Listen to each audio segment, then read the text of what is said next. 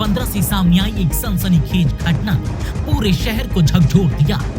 शुक्रवार दोपहर एक 3 मंजिला मकान में एमएनसी में कार्यरत महिला इंजीनियर आसमा की बेरहमी से हत्या कर दी।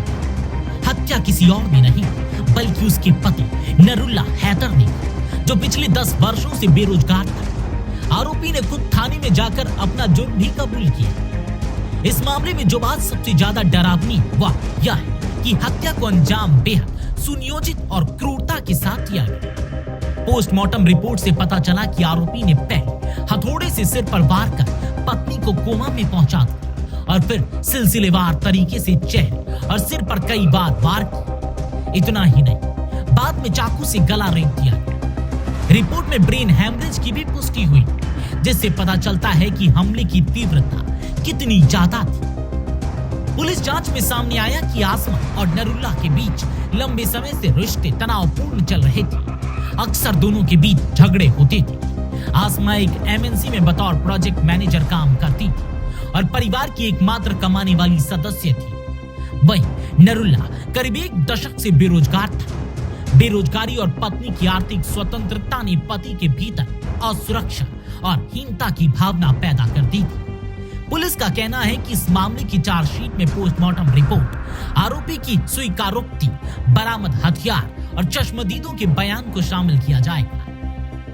देखिए, दिनांक 4 अप्रैल को कंट्रोल रूम द्वारा सूचना मिली थी कि सेक्टर 15 में CS 54 में एक महिला की हत्या कर दी गई थी।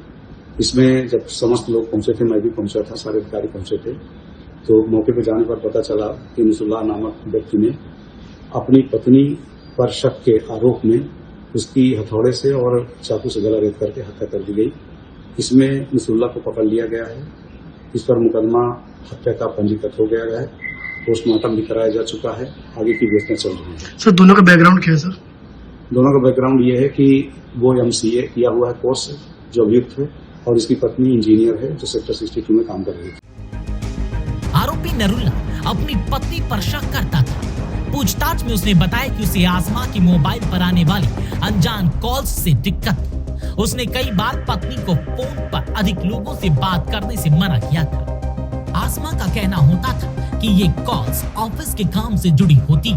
बावजूद इसके नरुल्ला का शक और नियंत्रण की प्रवृत्ति बढ़ती गई, जो अंत में हिंसक रूप में सामने आई। शुक्रवार को दिन में आसमा की बहन और अन्य रिश्तेदार घर पर मौजूद थे।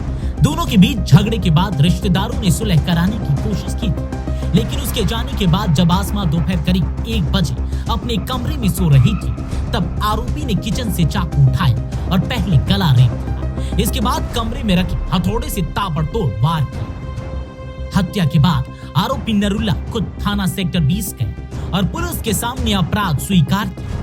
पुलिस ने उसे फेज 1 थाने में दर्ज शिकायत के आधार पर गिरफ्तार किया और शनिवार को कोर्ट में पेश किया।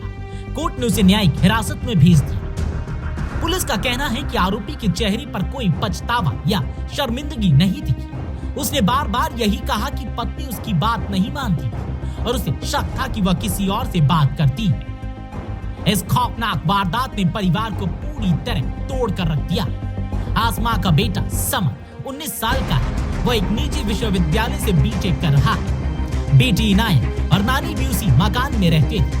घटना के समय इनाया और समद घर पर ही मौजूद थे। इनाया ने ही सबसे पहले कमरे का दरवाजा खोलकर मां को खून से लथपथ हालत में देखा और चिल्लाकर सबको बुलाया। अब दोनों बच्चे मौसी के पास चले गए। दिल्ली से नवोदय टाइम्स पंजाब केसरी के लिए आदर्श झा की रिपोर्ट।